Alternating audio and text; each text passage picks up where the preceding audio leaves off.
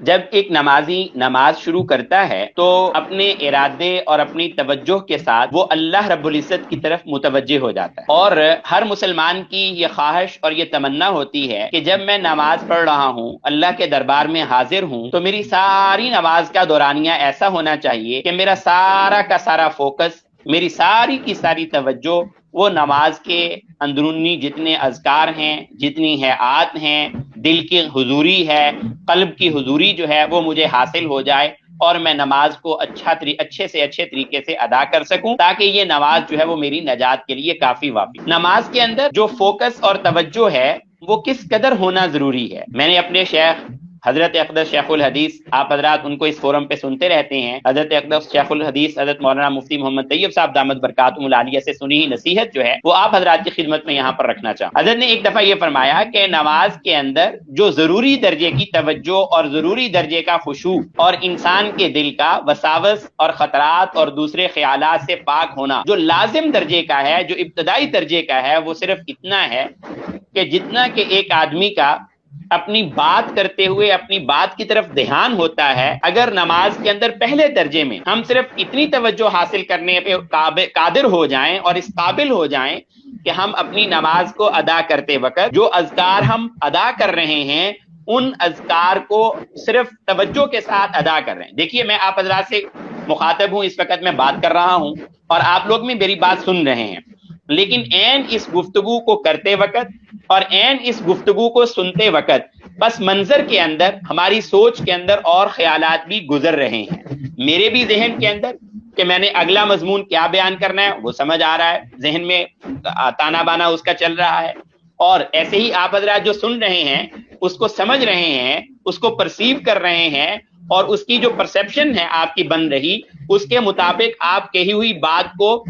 پرکھ بھی رہے ہیں اپنے پرانے علم کے مطابق کہ کتنی بات جو ہے وہ کس درجے میں جا رہی ہے، کس درجے میں نہیں جا رہی، گویا کہ دوسرے لفظوں کے اندر سنی ہوئی بات کو ہضم کرنے کا جو پروسیس ہے، یعنی دماغی طور پر اس چیز کو سمجھنے کا، وہ بھی ساتھ ساتھ چل رہا ہوتا ہے، حتیٰ کہ ارد گرد کی جو دوسری چیزیں ہو رہی ہوتی ہیں ان کو بھی انسان بآسانی سمجھ رہا ہوتا ہے۔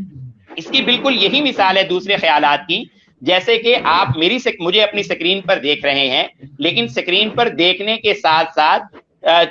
چشمے نظر سے، نظر کا جو گوشہ نظر ہے اس گوشے سے آپ کو دوسری چیزیں بھی نظر آ رہی ہیں۔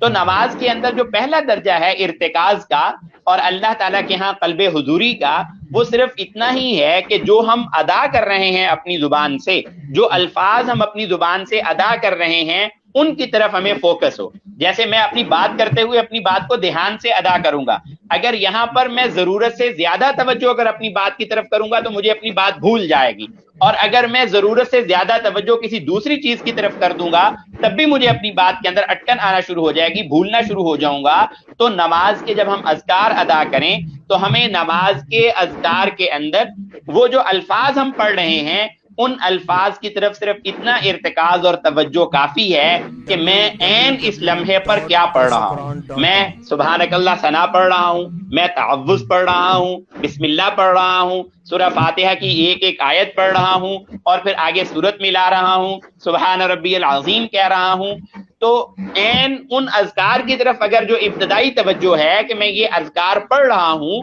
وہ اتنی توجہ کافی ہے۔ اگر اس سے زیادہ توجہ دینے کی کوشش کریں گے تو پہلے مرحلے کے اندر ہی انسان کا دماغ تھک جائے گا، انسان کا نفس جو ہے وہ تعب کا شکار ہو جائے گا، جس کی وجہ سے مزید اس کے اندر ترقی ناممکن ہوگی۔ اور خیالات کی مثال تو ایسی ہے کہ اگر اس کو دھکے سے آپ نکالنا چاہیں تو وہ دھکے سے نکلتے نہیں ہیں، بلکہ وہ گھس پھیٹیے اندر جا کر بن کر بیٹھ جاتے ہیں اور وہ قبضہ جما لیتے ہیں۔ اور حضرت یہ مثال دیا کرتے ہیں کہ خیالات کو اپنی توجہ سے ہٹانے کی مثال ایسے ہی ہے جیسے بجلی کے ایسے تار جن کے اوپر پلاسٹک نہ چڑھا ہوا ہو، آپ اپنے ہاتھ سے اٹھا کر ان کو پرے کرنے کی کوشش کریں۔ اگر کوئی شخص ان ننگے تاروں کو اپنے ہاتھ سے اٹھا کے پرے کرنے کی کوشش کرے گا تو بجائے وہ بچنے کے بلکہ وہ اسی حادثے کا شکار ہو جائے گا۔ نماز کے اندر بھی کبھی بھی زور لگا کے خیالات کو ختم کرنے کی ضرورت نہیں ہے، بلکہ نیا ایک خیال جمانے کی ضرورت ہے، اور وہ خیال صرف اور صرف اتنا ہی اگر انسان کر لے کہ میں اس وقت اپنے رب کی ثنا کر رہا ہوں، میں اس وقت اپنے رب سے تعوذ مانگ رہا ہوں، میں اس وقت تسمیہ پڑھ رہا ہوں، میں اس وقت سورہ فاتحہ کی تلاوت کر رہا ہوں، میں ساتھ سورہ ملا رہا ہوں، میں تسبیحات پر ہوں، اتحیات پڑھ رہا ہوں، درود شریف پڑھ رہا ہوں، تو اتنی توجہ کافی ہے۔ لیکن ہمارے ساتھ ایک مشکل یہ ہو جاتی ہے کہ ہم نے ان اذکار کو یاد ضرورت سے زیادہ کر لیا ہوا ہے، جس کی وجہ سے یہ بجائے توجہ کے ساتھ پڑھے جانے کے بغیر توجہی کے بھی یہ ادا ہوتے چلے جاتے ہیں۔ یہی ایک خرابی ہے۔ اس کے حوالے سے ہمیں تھوڑی سی کوشش کرنے کی ضرورت ہے کہ کس طریقے سے ہم اس کے رٹے ہوئے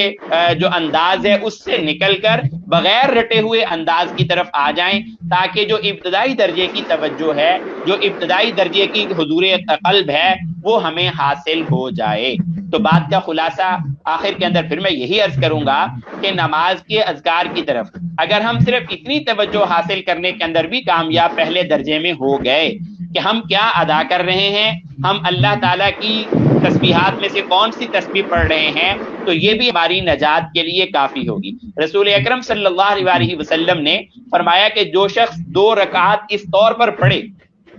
کہ اس کے اندر اپنے ارادے سے کسی خیال کو نہ لائے، تو اللہ تعالیٰ اس کی مغفرت فرما دیتے ہیں اور اس کے لیے جنت لکھ دیتے ہیں۔ یہاں رسول اکرم صلی اللہ علیہ وسلم نے یہ نہیں کہا کہ اسے کوئی خیال ہی نہ آئے، بلکہ یہ کہا ہے کہ اپنے ارادے سے کوئی خیال نہ لائے۔ تو اپنے ارادے سے خیال نہ لانے سے بچنے کے لیے اگر اتنا کام کر لیا جائے کہ جو اذکار پڑھ رہے ہیں ان کی طرف توجہ ہو،